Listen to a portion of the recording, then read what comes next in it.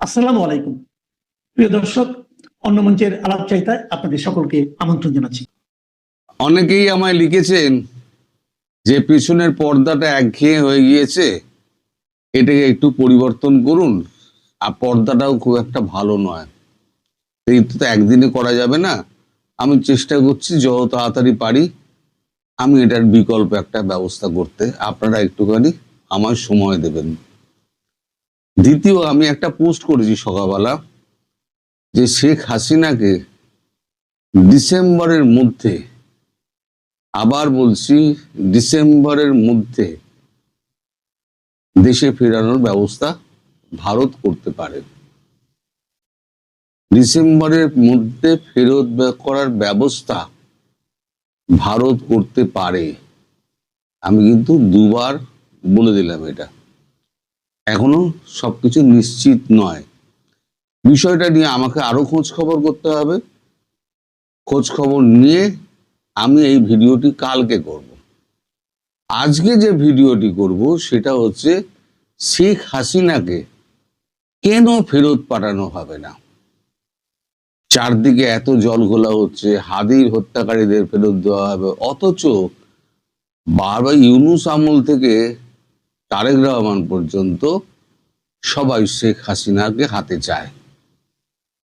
মানে ফাঁসি দেওয়ার জন্য এত লাফালাফি, যত যাদের রাগ আছে না সেই রাগটা মেটানোর জন্য। কিন্তু ব্যাপারটা সেখানে নয়, ব্যাপারটা অন্যত্র।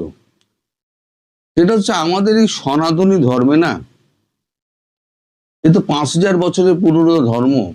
তার মধ্যে অনেক রাজারা এসছে, অনেক পুরনো কথা বললে তো আর লাভ নেই। মানে আমি মুঘল আমল দিয়ে শুরু করব না। আমি আমাদের মানে জাতীয় নায়ক যারা ইতিহাসে অনুলিখিত রয়ে গেছেন, আমি তাদের কথা দিয়ে একটু শুরু করি।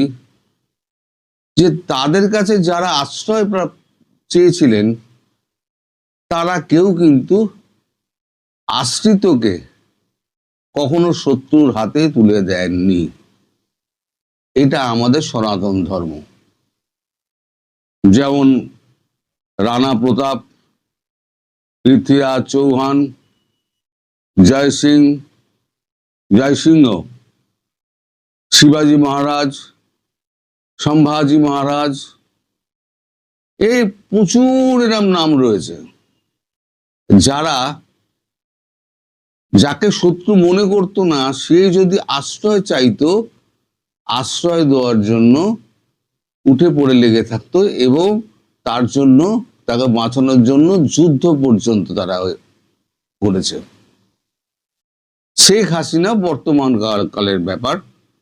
ফলে বর্তমান কালে আপনারা শেখ হাসিনাকে দেখছেন, কিন্তু আমাদের সনাতনী ধর্মে কিন্তু এটাই রয়েছে যে আশ্রিত তোমার কাছে এলে তাকে সর্বদা হাত জোর করে তাকে রেখে দাও।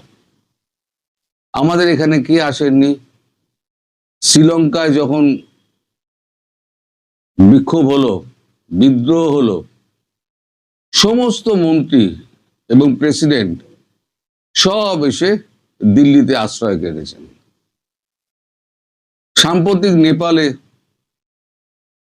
কেপি ওলি শর্মা এবং তার মন্ত্রী পরিষদের 8 জন কোথায় আশ্রয় নিয়েছেন? কেউ দিল্লিতে, কেউ সিকিমে।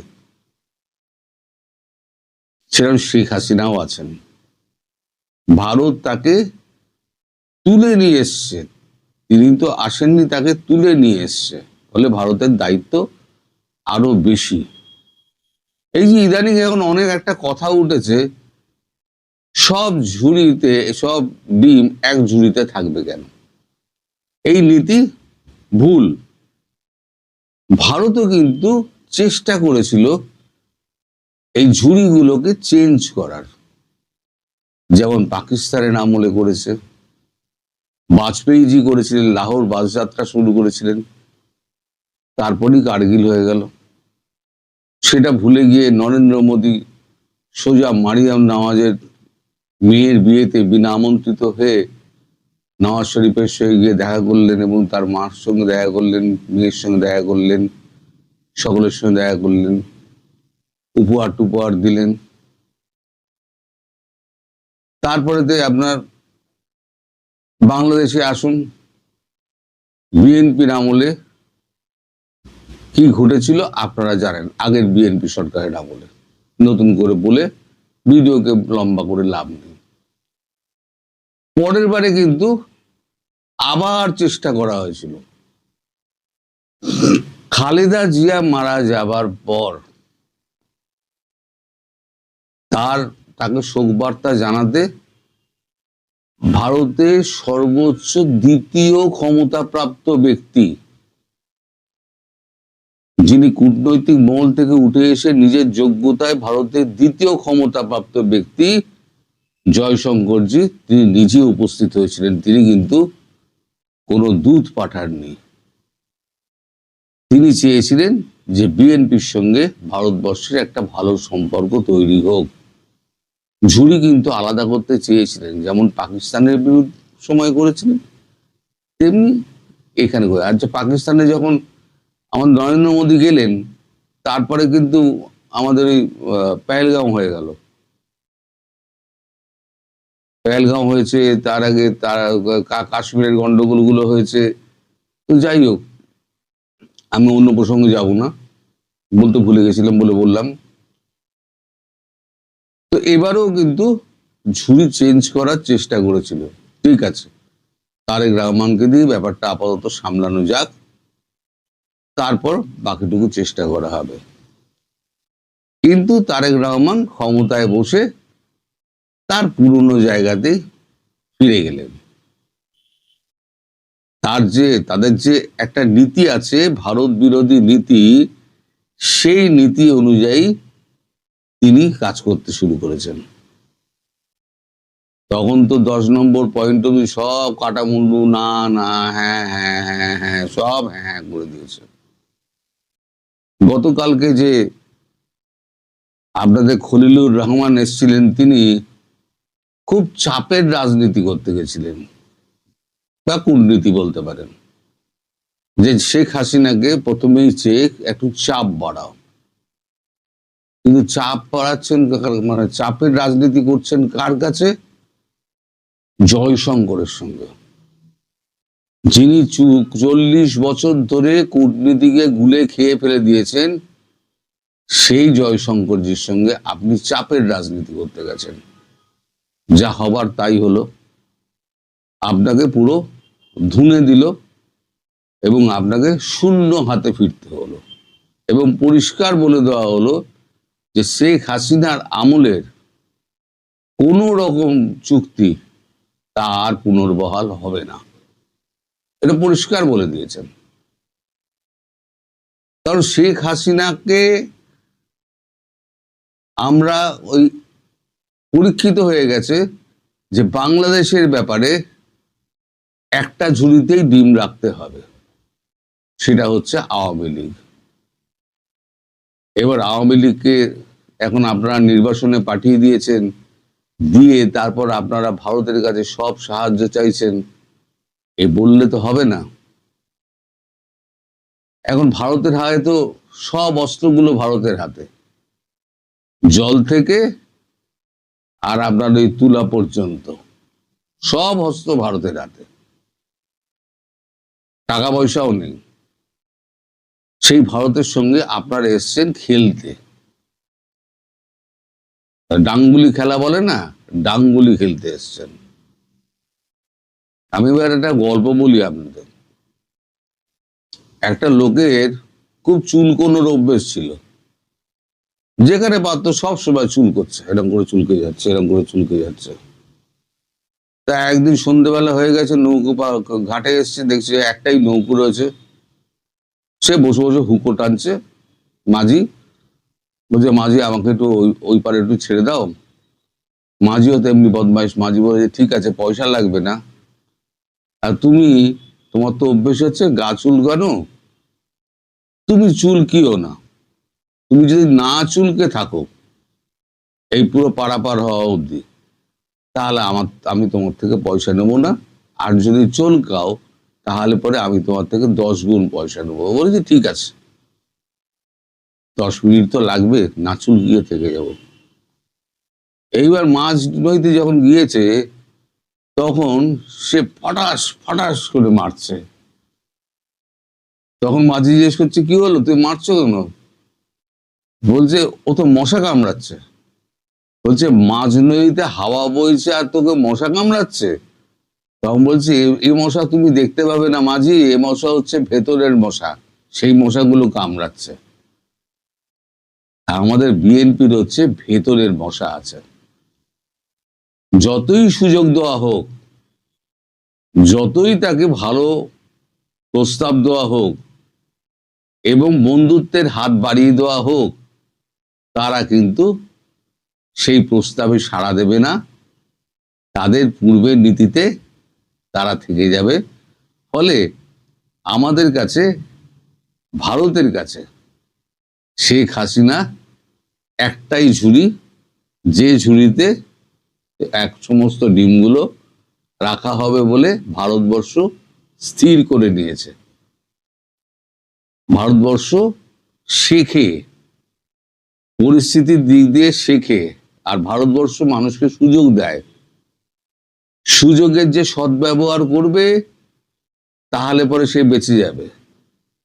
মালদ্বীপের প্রেসিডেন্ট মইজু কি করেছিল আপনাদের মনে আছে? সেখান থেকেই তো রোগটা, ছোঁয়াচে রোগ আপনাদের ধরলো, ইন্ডিয়া বয়কট। 1 বছরের মধ্যে মইজু বুঝে গেল যে অত্যন্ত কঠিন ব্যাপার, এসে শটান পায়ে পড়ে গেল, মইজু বেঁচে গেল, আত্মসমর্পণ করলো, মইজু বেঁচে গেল।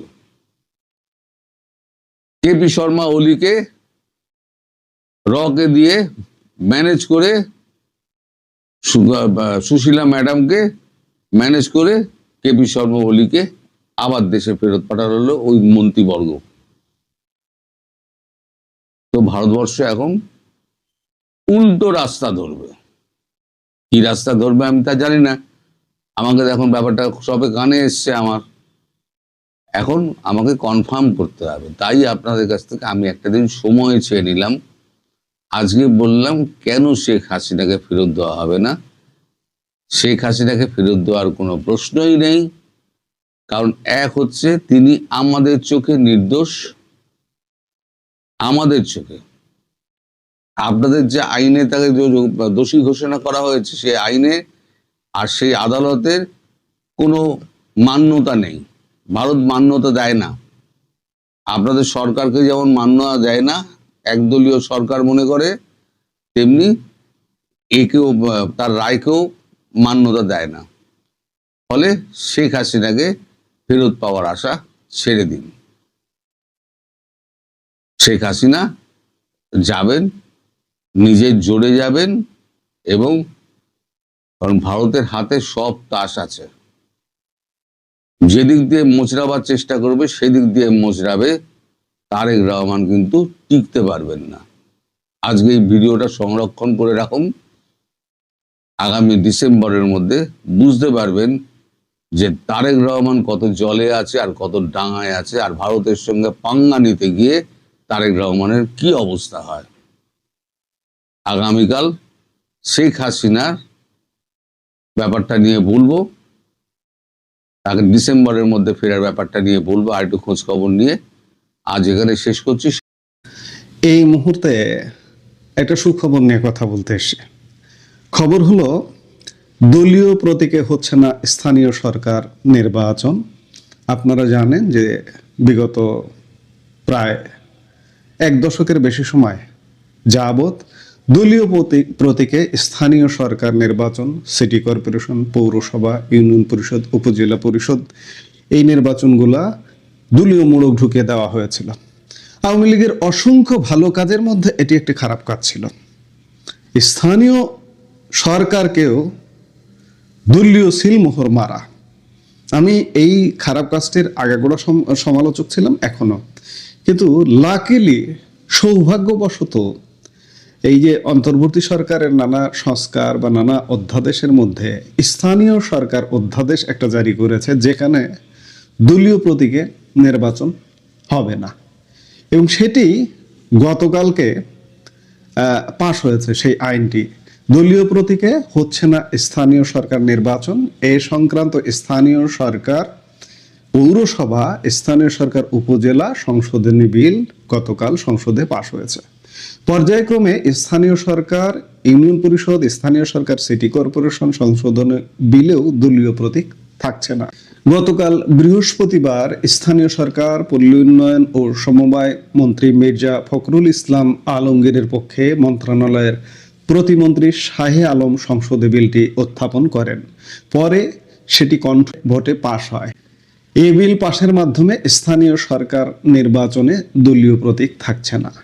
সাম্প্রতিক সময়ে স্থানীয় সরকার ব্যবস্থাকে আরো কার্যকর, জবাবদিহিমূলক ও সময়োপযোগী করতে ধারাবাহিকভাবে বিভিন্ন আইন সংশোধন করা হয়। এই সংশোধন বিলও সেই প্রক্রিয়ার অংশ। এই বিল পাশের সব প্রক্রিয়ায় অংশ নেওয়ার পরও গণবিরোধী বিল পাশের অভিযোগ তুলে ওয়াকআউট করে জামাতে ইসলামী ও তাদের জোটবদ্ধ দলের সংসদ সদস্যরা। খুব মজা লাগছে বিষয়গুলা।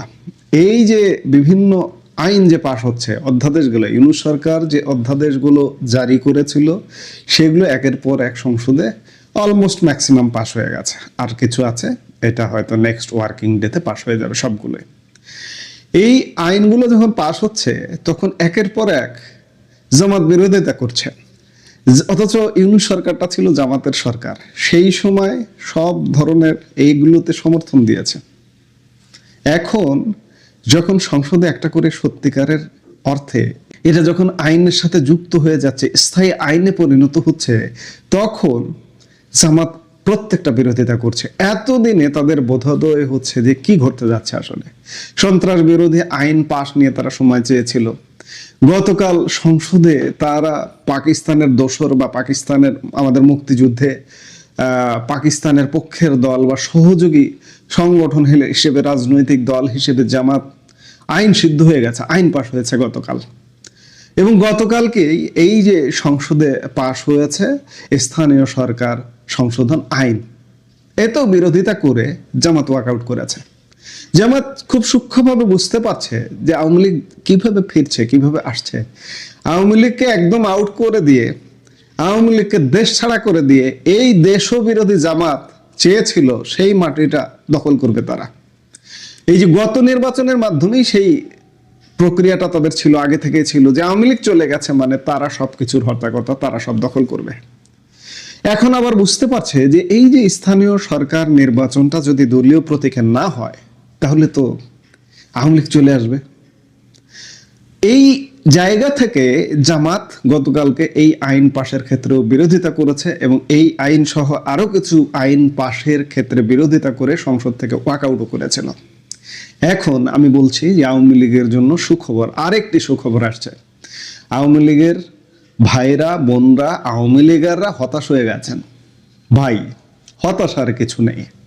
আওয়ামী লীগ আছে, আওয়ামী লীগ থাকবে। আওয়ামী লীগ বাংলাদেশের হৃদয়ের সাথে, মাটির সাথে, মানুষের সাথে জড়িয়ে আছে। আওয়ামী লীগ কোথায় যাবে?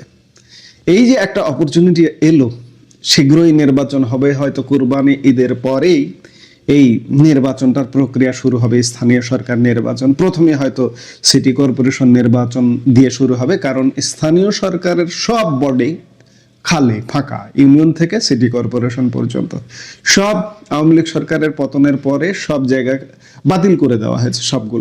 সব নির্বাচনগুলো বাতিল করে নির্বাচিত চেয়ারম্যান বা মেয়রদেরকে বাতিল করে দেওয়া হয়েছে। এর ফলে স্থানীয় সরকার নির্বাচনটা হওয়া অতীব জরুরি, হতেই হবে। ঈদের পরে এটা শুরু হবে। আমি খানিক আগে বললাম, আওয়ামী লীগের ভাইরা, আপনারা, বোনরা, আপনারা এখন দলের নিষেধাজ্ঞা উঠলে দলীয় কার্যক্রম শুরু করবেন, কিন্তু দলের সাথে স্থানীয় সরকারের নির্বাচনে কোনো সম্পর্ক নাই। দলীয়ভাবে মনোনয়ন দেওয়ার আর কোনো ব্যবস্থা নেই। আপনি নৌকা মার্কা নিয়ে আপনাকে নির্বাচন করতে হবে না। আমি একটু হাসির কথা বলি, আপনি হারিকেন মার্কা নিয়ে নির্বাচন করুন, আপনি বাঁশ মার্কা নিয়ে নির্বাচন করুন, তাও নির্বাচন করুন। স্বতন্ত্র হয়ে যান, সাধারণ মানুষ হয়ে যান, সাধারণ মানুষের সাথে মিশে যান, সাধারণ মানুষের কাতারে নেমে যান। দলের কথা এখন আপনার বলার দরকার নেই। দলের স্থগিতের নির্বাহী আদেশ প্রত্যাহার হলে তারপরে বলেন যে আমি আওয়ামী লীগের, কিন্তু আপনি আওয়ামী লীগ করেন, কিন্তু এখন সেটা আপাতত একটু স্টপ রাখেন, রেখে কার্যক্রম শুরু করেন। স্থানীয় বডিটা যদি আপনি দখল করেন নির্বাচনের মাধ্যমে, দখল বলতে দখলদারিত্ব নয়, নির্বাচনের মাধ্যমে মানুষের মন জয় করার মাধ্যমে, বাংলাদেশ কিন্তু রেডি হয়ে আছে আপনাকে ভোট দেওয়ার জন্য। এই যে গত 18 মাসের ইউনূস সরকার এবং 2 মাসের বিএনপি সরকার নিয়ে এখনো মানুষ দ্বিধা দ্বন্দ্বে, এখনো স্বস্তির জায়গায় কিন্তু এখনো আসেনি বাংলাদেশ। সেই জায়গায় মানুষ কিন্তু বলতে শুরু করেছে, বলছে যে আমরা আগেই ভালো ছিলাম। সেই আগেই ভালো ছিলাম জায়গাটা থেকে, ইমেজটা থেকে বা অনুভূতির জায়গাটাকে ক্যাচ করেন। আগে স্থানীয় সরকারের বডিগুলা আয়ত্তে আনেন, তারপরে জাতীয় নির্বাচন। এটা আওয়ামী লীগের জন্য একটা বিশাল সুযোগ, বিশাল অপরচুনিটি আওয়ামী লীগ ফিরে আসার জন্য, নির্দল হিসেবে, স্বতন্ত্র হিসেবে ফিরে আসার জন্য। এই সুযোগটা যে কোনো মূল্যে আওয়ামী লীগ প্রধান শেখ হাসিনা অসংখ্যবার বিভিন্ন বক্তব্যে বলেছেন যে এখন থেকে যত নির্বাচন হবে পেশাজীবী সংগঠন, ওই যে আইনজীবী সংগঠনগুলোর নির্বাচনে ব্যাপক সাফল্য আসছে। স্থানীয় সরকার নির্বাচনগুলোতে অংশগ্রহণ করার নির্দেশ দিয়েছেন তিনি। কাজেই সারা বাংলাদেশে ব্যাপকভাবে নির্দল হয়ে যান, নির্দল হয়ে স্বতন্ত্রভাবে কাজ করেন, কাজ করে সেগুলো আয়ত্তে আনেন এবং আয়ত্তে আনা সম্ভব। এবং স্থানীয় সরকারে আওয়ামী লীগের হানাহানি হবে, বিএনপির সঙ্গে ফাটাফাটি হবে, বিভিন্ন জায়গায় জামাতের সাথে ফাটাফাটি হবে। জামাতের শক্তি সামর্থ্য সারা বাংলাদেশে কতটুকু আপনারা জানেন। মূল ফাটাফাটিটা বিএনপির সঙ্গে হবে, জামাতের সাথে হবে, হোক। কিন্তু স্থানীয় সরকারে যারা নির্বাচনে অংশগ্রহণ করতে চান তাদের জন্য এটি একটি বিরাট সুযোগ। এর মাধ্যমে আওয়ামী লীগ ফিরে আসার আর একটা উইন্ডো ওপেন হলো। আওয়ামী লীগ তো ফিরবেই, এতে কোনো ডাউট নেই, কোনো সন্দেহ নাই। জামাত এটিকেই ভয় পাচ্ছে। তাদের যে স্বপ্ন ছিল যে ওই মাটিটা, আওয়ামী লীগের মাটিটা দখল করবে, এই জন্যই তারা এই আইনটা পাশের সময় গতকাল সংসদে ওয়াকআউট করেছে। জামাত আওয়ামী লীগকে ধ্বংস করে দিয়েছে, মানে আইনগত ভিত্তিগুলা তৈরি করেছে জামাত। আর মাঠে ময়দানে টর্নেডো করেছে বিএনপি, সেটা তারাও করেছে, তাদেরও দায় আছে। কিন্তু এই যে আইনের ফাঁদে ফেলেছে কিভাবে, আপনি চিন্তা করুন। আন্তর্জাতিক অপরাধ ট্রাইব্যুনাল জামাত দখল করেছে, পুরো বিচারাঙ্গন জামাত দখল করেছে, অধ্যাদেশ জারি করেছে, আওয়ামী লীগের স্থগিত কর্মকাণ্ড স্থগিতের অধ্যাদেশ জারি করে নিষেধ করে রেখেছে, স্থগিত করে রেখেছে। যারা করেছে এখন অলরেডি অনেকে পলাতক। এই যে আন্তর্জাতিক অপরাধ ট্রাইব্যুনালের চিফ প্রসিকিউটর তাজুল, কি দেশে আছে এখন? দেশে নাই, যতদূর আমরা জানি যে দেশে নাই। এরা পালাতে বাধ্য হবে। কাজে আওয়ামী লীগের একটা খুব বড় সুযোগ এসে গেল স্থানীয় সরকার নির্বাচনের মাধ্যমে পূর্ণোদ্যমে মাঠে নামার। এখনই সময়, মাঝখানে মাত্র 2 মাস হয়তো সময় পাবেন, 2 থেকে 3 মাস সময় পাবেন। এই 3 মাসটা কাজে লাগানো একান্ত জরুরি। নিশ্চয়ই আপনারা কাজে লাগাবেন। এই মুহূর্তে এ পর্যন্ত, সবাই ভালো থাকুন।